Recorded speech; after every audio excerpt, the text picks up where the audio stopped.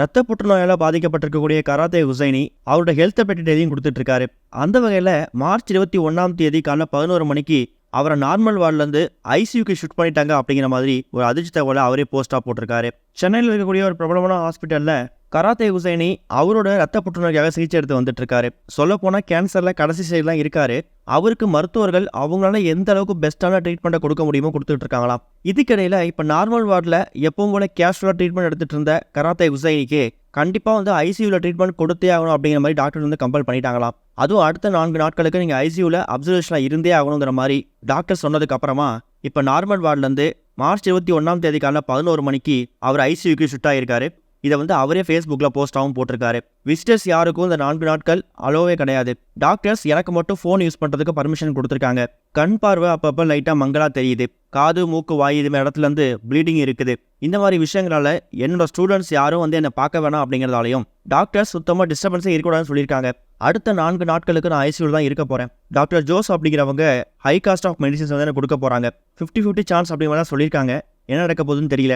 நான் ரொம்ப ஈகராக வெயிட் பண்ணிட்டு இருக்கேன். மரண படுக்கையில் கூட இந்த நேரத்தில் நான் ஒரு புக்கு எழுதலான்னு ஒரு பிளான் பண்ணியிருக்கேன். அதுக்கு டைட்டில் டெஸ்ட் பை ஃபயர்னு வைக்கலான்னு இருக்கேன் அப்படிங்கிற மாதிரியும் இந்த கேப்ஷனை கொடுத்துருக்காரு. இதை பார்த்ததுக்கு அப்புறமா ரசிகர்கள் மட்டும் இல்லை, எக்கச்சக்கமான ஸ்டூடெண்ட்ஸாக இருக்கட்டும், அவங்க உறவினர்களாக இருக்கட்டும், எல்லாருமே பதறி போயிட்டாங்க. இந்த 4 நாட்கள் அப்படிங்கிறது கராத்தே ஹுசைனிக்கு ரொம்ப ரொம்ப முக்கியமான நாட்கள். இந்த நாட்களில் அவர் ஃபுல் அண்ட் ஃபுல் அப்சர்வேஷன் தான் இருக்க போகிறாரு. அவருக்கு புதுவிதமாக ஹை காஸ்ட் மெடிசன்ஸோட ட்ரீட்மெண்ட் புஷ் பண்ண போகிறாங்க. அடுத்ததாக அவரோட ஹெல்த் அப்டேட்டை பற்றி அவர் என்ன போஸ்ட் போட போகிறார் அப்படிங்கிறத நம்ம வெயிட் பண்ணி தான் பார்க்குறோம். அவர் எப்படியாவது மீண்டு வரும் அப்படிங்கிறதுக்காக அவரோட வெல்விஷர்ஸ் நிறைய பேர் இப்போ அவருக்காக பிரார்த்தனை பண்ண ஆரம்பிச்சிருக்காங்க. இதுக்கிடையில் மரணப்படுக்கையில் இருக்கக்கூடிய கராத்தே ஹுசைனி இப்போ ரீசெண்டாக ராமச்சந்திரா மெடிக்கல் யூனிவர்சிட்டியோட ஹெட்டை கூப்பிட்டு அவர் விஷயத்த பண்ணியிருக்காரு. தான் இறந்ததுக்கு அப்புறமா தன்னோட உடலை எரிக்க வேணாம், புதைக்க வேணாம். 3 நாட்களுக்கு அப்புறமா, அதாவது என்னோட மறைவுக்கு அப்புறம் 3 நாட்கள் கழித்து என்னோட உடலை ராமச்சந்திரா மெடிக்கல் யூனிவர்சிட்டிக்கு நான் தானமாக கொடுக்குறேன். அங்கே அனாட்டமி டிபார்ட்மெண்ட்டில் இருக்கக்கூடிய ஸ்டூடெண்ட்ஸ் என் உடலை வச்சு ஆராய்ச்சி செஞ்சு படிச்சுக்கிட்டும் கற்றுக்கட்டும். செத்ததுக்கப்புறம் மண்ணாக போகக்கூடிய இந்த உடலை அப்படி போட்டு வேஸ்ட் ஆகிறது நான் விரும்பல.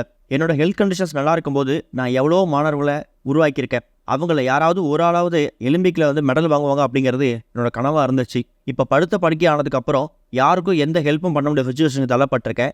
எனக்கும் நிறைய பேர் ஹெல்ப் பண்ணிட்டு இருக்காங்க. மறைவுக்கு அப்புறமும் என்னால் ஒரு உதவி செய்ய முடியும் அப்படின்னா கட்டாயம் மெடிக்கல் ஸ்டூடெண்ட்ஸுக்கு என்னோட உடலை தானமாக கொடுக்கறது தான். அவங்க அனாட்டமி டிபார்ட்மெண்ட்டில் என் உடல் ஆராய்ச்சி செஞ்சு படித்து அவங்க வாழ்க்கையில் முன்னேறதுக்கு நான் காரணமாக இருந்தேன்னா கண்டிப்பாக எனக்கு அது பெருமை தாங்கிற மாதிரி பல விஷயங்களை ஹுசைனி அவர்கள் இப்போ ரீசெண்டாக போட்ட போஸ்ட் மூலமாக ஷேர் பண்ணியிருக்காரு.